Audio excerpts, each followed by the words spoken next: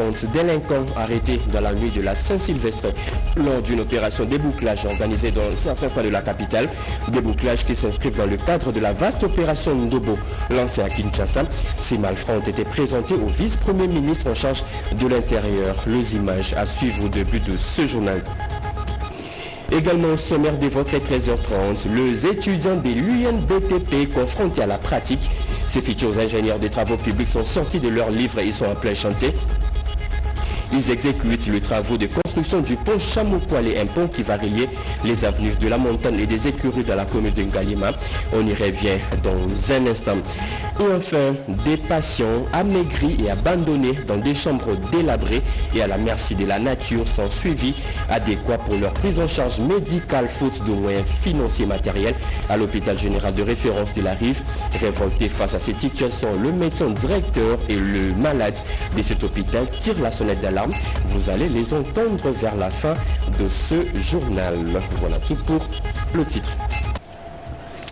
Mesdames et messieurs, encore une fois, bienvenue à vous sur nous rejoignez la radio-télévision nationale congolaise.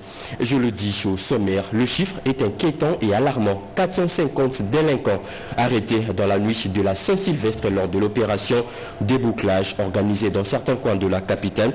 Débouclage qui s'inscrivent dans le cadre de la vaste opération Ndobo lancée à Kinshasa. Ces malfrats ont été présentés au vice-premier ministre en charge de l'Intérieur, Jacques-Mène Chabani. D'autres précisions dans ce reportage des Bobos.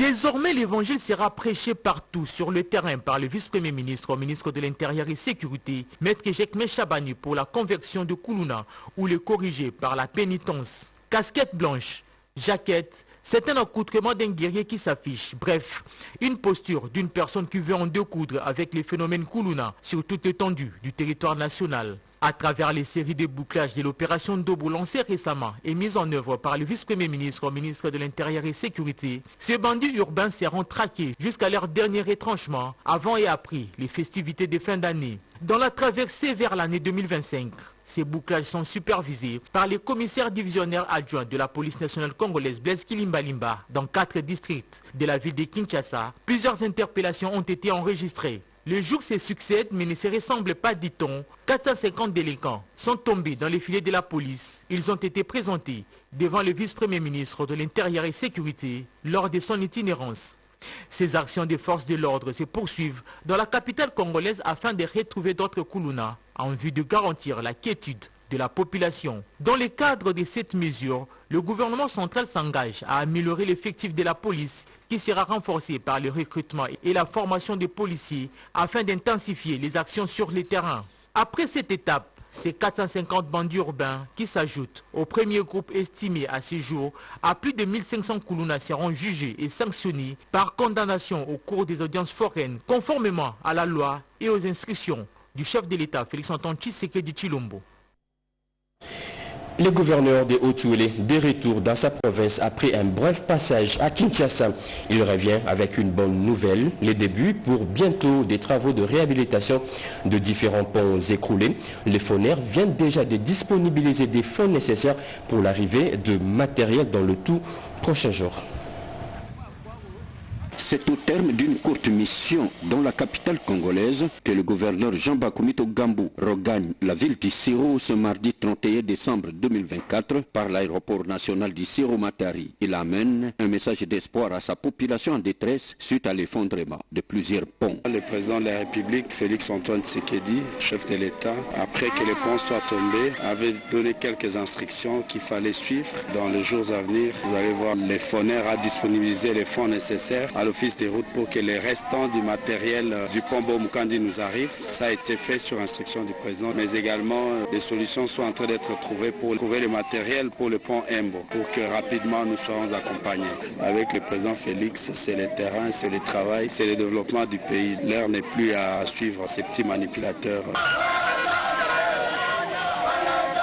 Dans la même soirée et pendant les réveils de la Saint-Sylvestre, l'honorable Jean-Bakoumito Gambou choisit les antennes de la RTNC pour adresser ses vœux de nouvel an 2025 au chef de l'État et à l'ensemble de sa population. Dieu ne nous a pas abandonnés, il nous a soutenus. Le Congo est toujours un. Il est dirigé toujours par le président Félix-Antoine Tshisekedi Tshilombo que nous avons élu massivement. que nous soutenons. Au nom de fils et filles de la province du Haut-Touélé, je souhaite le vœu meilleur pour cette année qui commence. Santé, prospérité, longévité pour lui et pour toute sa famille biologique mais aussi politique. Par la suite, présenter les vœux les meilleurs aux élus, députés nationaux et sénateurs, ainsi que tous les fils et filles du Haut-Touélé. Le patron de l'exécutif provincial du Haut-Touélé n'a pas oublié à cette occasion de jeter des fleurs à la RTNC pour l'accompagnement de qualité dont il est bénéficiaire dans la gouvernance de son entité.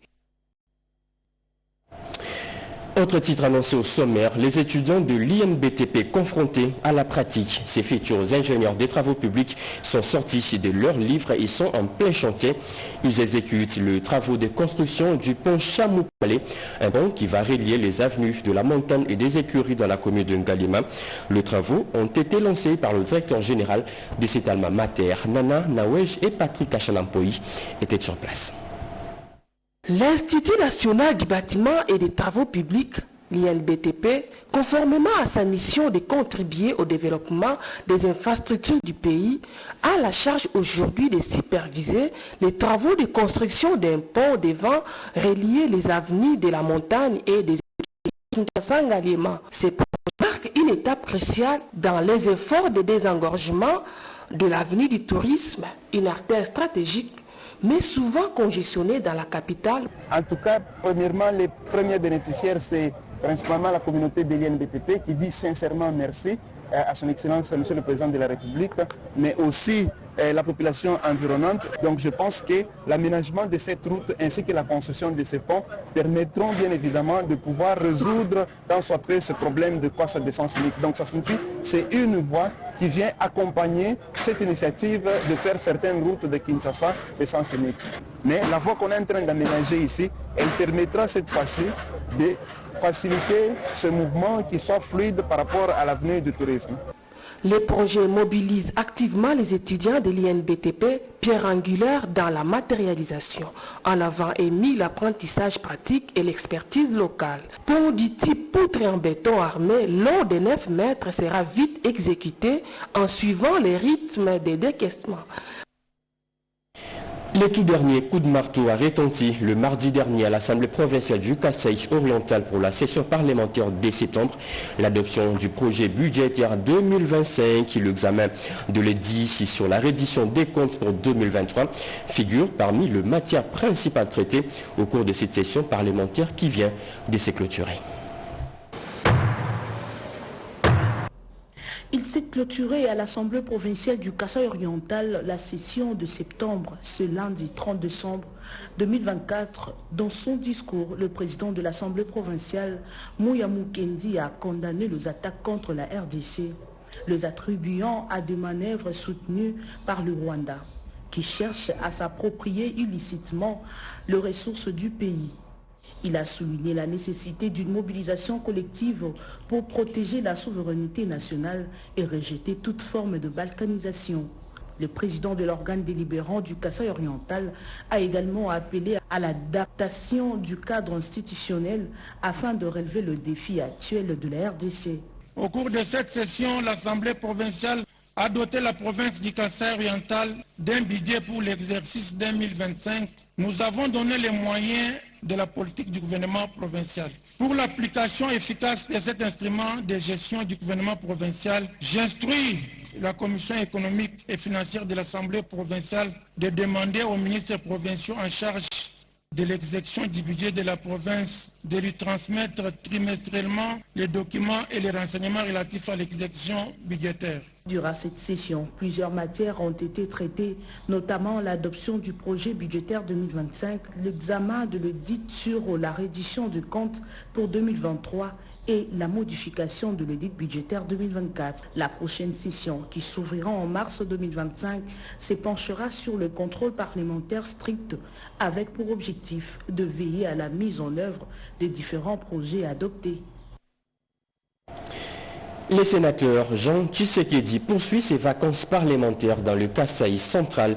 Sur place, il a longuement échangé avec toutes les couches de la population de Bena Mandé, comme nous dit Tete Bunguncha dans ses commentaires.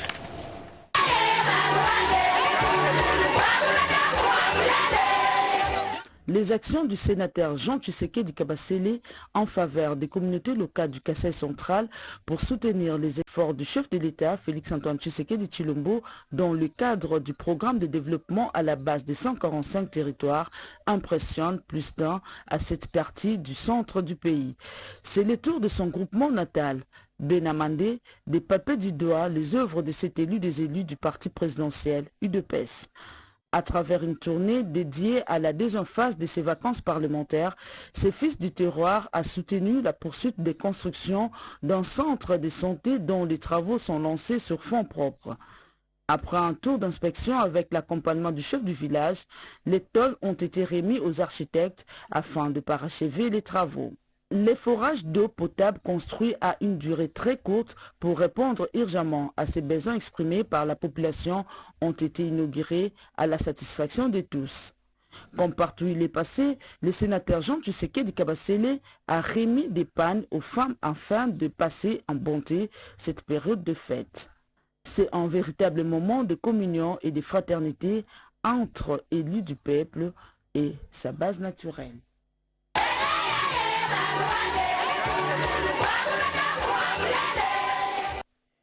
Des patients amaigris et abandonnés dans des chambres délabrées et à la merci de la nature sans suivi adéquat pour leur prise en charge médicale faute de moyens financiers matériels à l'hôpital général de référence de la Rive.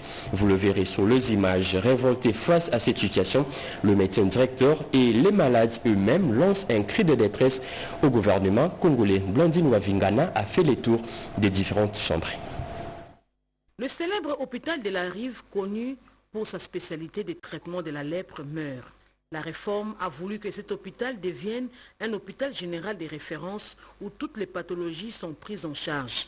Malgré cette mutation, l'hôpital ne reçoit presque pas de subventions de l'État.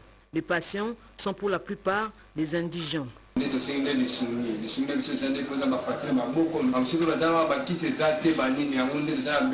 avons besoin de l'aide, des médicaments pour se faire soigner et puis régler nos factures pour la sortie de l'hôpital.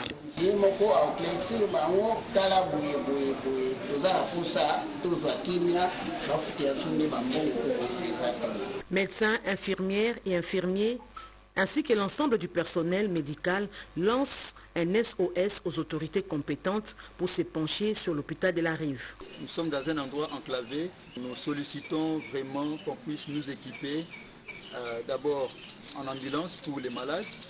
Si on peut avoir 1 ou 2 bis pour la mobilité des agents de l'hôpital de la Rive. Nous avons aussi des difficultés par rapport au matériel.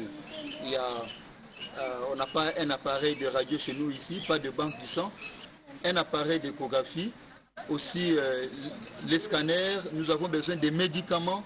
Ce tout premier hôpital de la ville de Kinshasa, qui rend d'énormes services à la population, mérite une attention particulière du pouvoir public. Du sport et du tennis, un match a été organisé à l'université de Kinshasa. Ce match a été disputé par les professeurs de différentes facultés. Une rencontre sportive organisée pour mieux clôturer l'année 2024. Rodépanda. La fin d'une année pour une communauté a toujours été un moment spécial de souvenirs, retrouvailles et de partage. Dans ce cadre, les activités marquant la fin de l'année civile 2024, les professeurs de l'université de Kinshasa, mieux les clubs tennis des résidents du plateau des professeurs, a organisé ce dimanche 29 décembre 2024 un match amical de tennis. Selon le président du club tennis des résidents du plateau, le professeur Dr Mandoko Nkoli Papi, l'objectif poursuivi est non seulement un exercice physique, mais surtout renforcer les liens d'amitié, de fraternité, les vivre ensemble par la promotion de la santé physique. Nous avons jugé qu'il était bon que nous puissions organiser un tournoi qu'on appelle le tournoi Poto-Poto, de partager le moment agréable sur le terrain, à travers le gouvernement, à travers les bases que le gouvernement pourra mettre en place.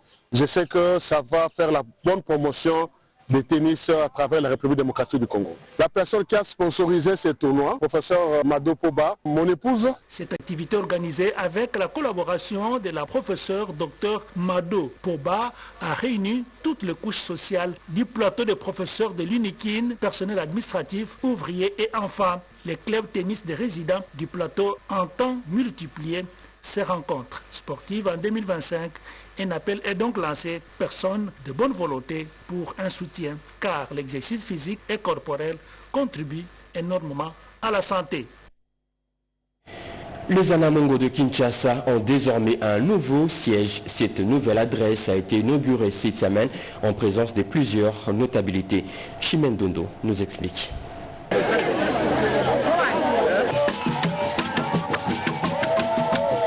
L'association des Apucho Anamongo a procédé à l'inauguration de son siège national le dimanche 29 décembre 2024.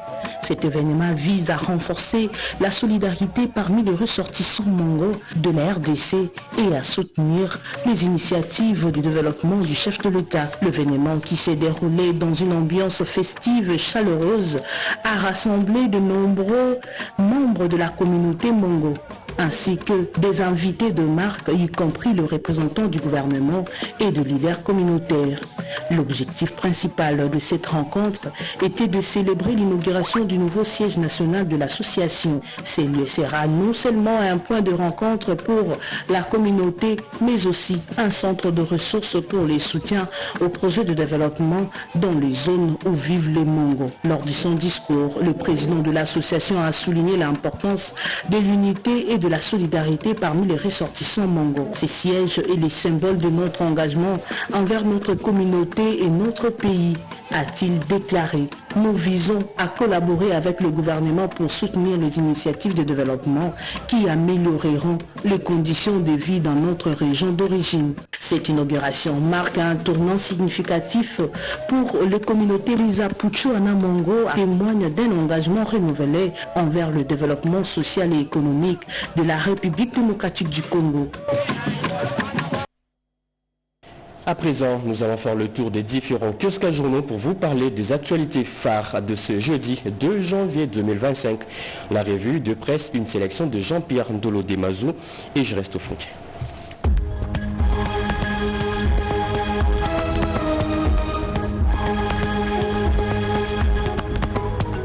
Bonjour mesdames, messieurs et bienvenue à cette revue de presse.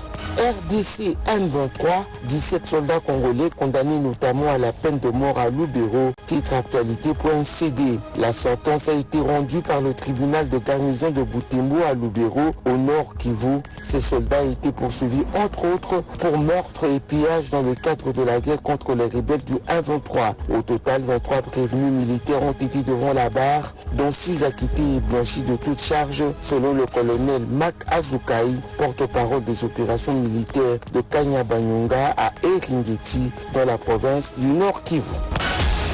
Ituri, 3 victimes d'une attaque ADF retrouvées en état de décomposition à Irumu, annonce 7sur7.cd. Ces corps, tous des hommes, ont été découverts par des jeunes à Kamautu, une des localités du village Otomabiri, dans la chefferie de Walesi-Wamputu, au sud du territoire d'Irumu, en Ituri. À en croire les sources de la Convention pour le respect des droits de l'homme, des civils innocents continuent à être tués par les rebelles ADF en territoire d'Irumu. Cette découverte intervient après leur passage au village Mambaka où plusieurs civils avaient été pris en otage. Difficile de confirmer au stade actuel s'ils sont encore vivants ou morts.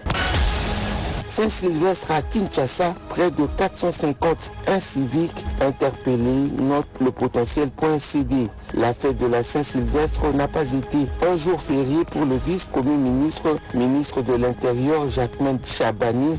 L'opération Ndobo a traqué près de 450 bandits urbains incarcérés dans plusieurs cachots de la police nationale congolaise dans la nuit du 31 décembre 2024 au 1er janvier 2025 à travers des opérations de bouclage organisées par la police dans 7 districts de la ville-province de Kinshasa. Les parlementaires invités à enquêter sur l'exploitation illicite de l'or dans le sud Kivu, rapporte Mediacongo.net. Les députés nationaux de la RDC ont été invités mardi 31 décembre 2024 par la coalition Le Congo n'est pas à vendre à diligenter une enquête dans la province du sud Kivu pour établir les responsabilités dans l'affaire de l'exploitation illicite de l'or dans cette partie du pays. Les ressortissants chinois auraient exploité de dès lors pendant 4 ans dans le territoire de Walungu au sud Kivu sans disposer de permis d'exploitation minière. La coalition Le Congo n'est pas à vendre demande que les responsables soient traduits en justice et que des sanctions exemplaires soient imposées aux coupables. C'est par cette revue de presse que nous allons nous séparer. Mesdames et messieurs, ce journal a été coordonné par Guy Matundu, supervisé par Jacques Kabouaba, réalisé par Patrick Bapuila, Jador Kapaïchi. La partie technique a été assurée par Guilain Moukoko Nzengele Bassosa, Rebecca Kikou Malé. Merci de nous avoir suivis. L'actualité continue sur nos antennes. Retrouvez à 19h Blandine, Nouavingana. Moi, je reviens demain à 7h. Très bonne suite des programmes sur nos antennes. Au revoir.